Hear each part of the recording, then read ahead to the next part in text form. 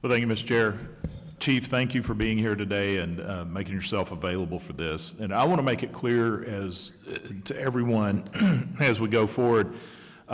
Chief, you weren't in the Capitol Police or in leadership during the events of January 6th. So questions are not directed at you personally, but our questions are going to be directed to your position in your ability to look back and help us get more understanding of what took place, where the failures were, and of your position to help correct things going in the future. So I just want to make sure everyone in the press understands these are not directed at you since you were not here.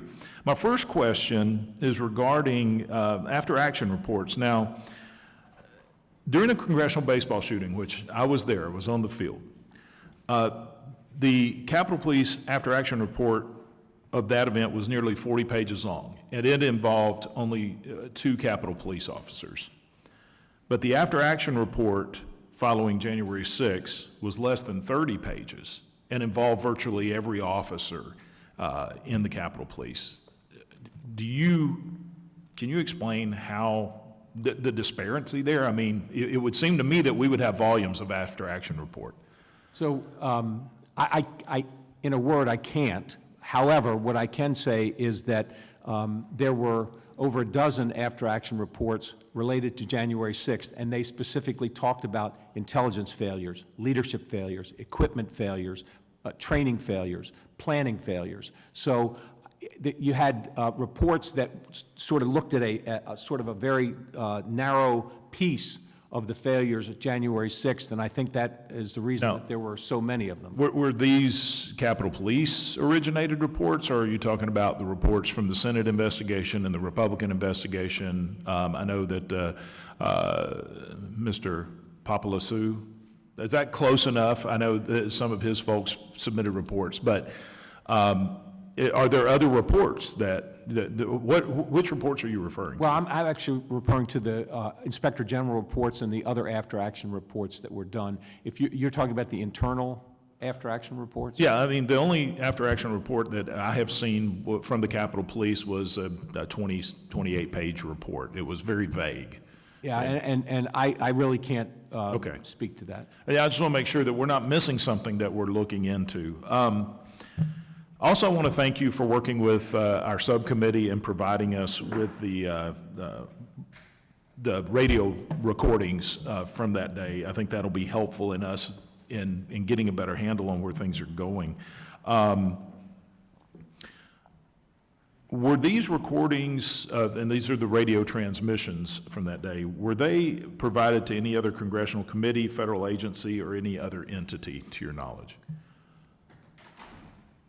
I would have to check to make sure, but I think that they were provided to the Department of Justice for the prosecution of cases, and they may have been provided to the defense attorneys as well, but I would have to check to verify that. I know that the video was provided to those folks for the related to the criminal prosecutions of cases. Yeah, and if you could follow up with us in writing, or that would be fine. I appreciate that. Does the Capitol Police have a media policy, and are you aware that one of your officers wrote a book about January 6th, and a civilian employee is currently advertising on their Twitter page that they'll be releasing a book soon after her experience on January 6th? I don't know if you were aware of I'm aware of all the, yes, we do have a media policy, and I'm aware of both of those books.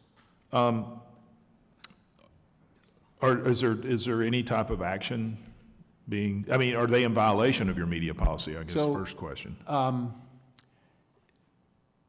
In a word, I don't believe they are. Now, we are looking at both of those books and to ensure that they don't run afoul of any ethics violations or any other policies that we have. For personnel that are over at a certain level, at an executive level, there's a different set of rules. They're more stringent than folks that are not in the executive leadership. Would it be possible you could provide those guidelines and rules yes. to our committee? I appreciate that.